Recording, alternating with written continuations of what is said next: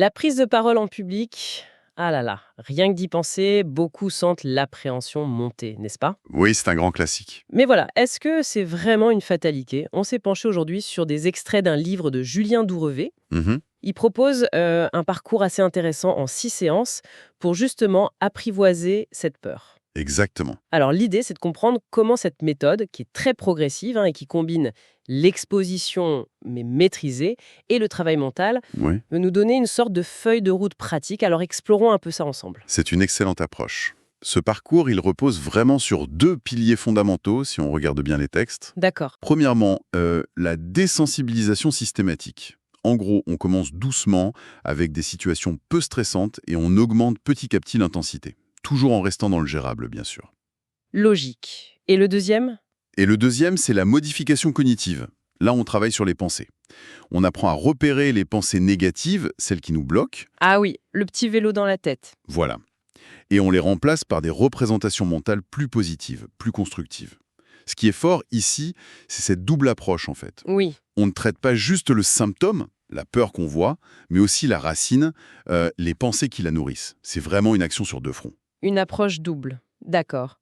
Et ça structure tout le parcours, j'imagine. Chaque séance, elle suit un schéma particulier? Oui, c'est très structuré. D'après ce qu'on a lu, il y a un objectif clair pour chaque séance, une mise en situation orale qui progresse, Tout à fait. un moment pour réfléchir, s'auto-évaluer, recevoir du feedback aussi, c'est important.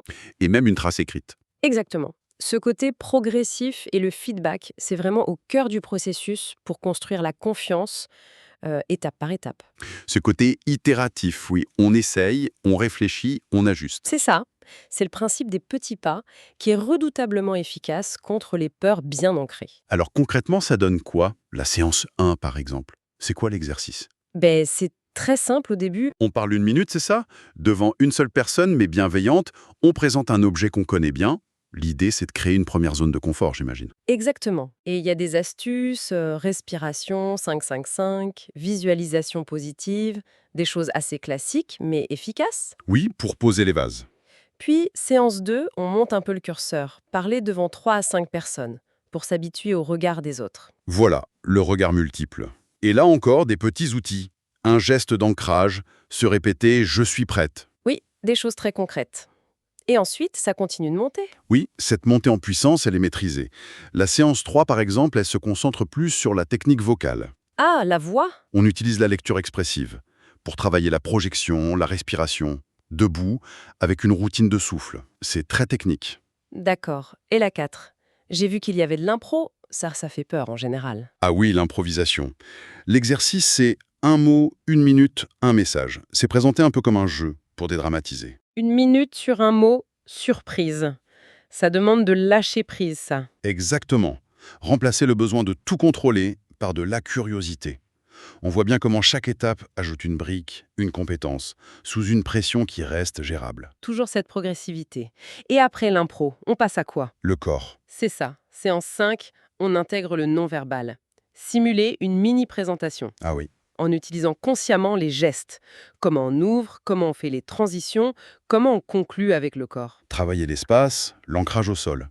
Le feedback d'un père est encore là, je vois. Toujours. Et pour finir, la séance 6. Là, on se filme. Oula. Se voir parler. Oui, un petit discours de 2 minutes sur un sujet qu'on connaît bien.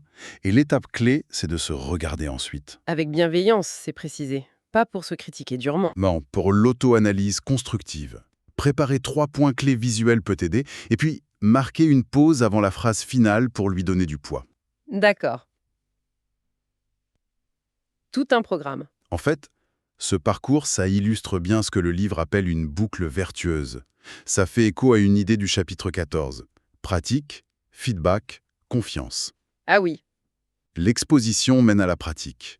La pratique, elle est éclairée par le feedback. Du coup, on peut ajuster. Et ça renforce la confiance, petit à petit. logique. C'est un mécanisme d'apprentissage assez fondamental, finalement. L'action réfléchie et le renforcement. Bon, alors, si on résume un peu ce qu'on a exploré, qu'est-ce qu'on retient de tout ça? Ben, principalement, L'idée centrale, c'est que cette peur de parler en public, même si elle est super fréquente, elle n'est pas gravée dans le marbre. Non, heureusement. Une approche bien structurée, progressive, qui mélange l'exposition et le travail sur les pensées, ça offre une vraie piste. C'est pas magique, hein, ça demande de s'impliquer. Tout à fait. Ce n'est pas une solution miracle, mais une méthode. Et peut-être pour ouvrir un peu la réflexion. Oui. Au-delà de juste réduire la peur, de se sentir moins anxieux, comment est-ce que le fait de maîtriser cette compétence précise, savoir structurer, délivrer un message clairement, même devant quelques personnes, comment ça pourrait influencer d'autres aspects de nos vies?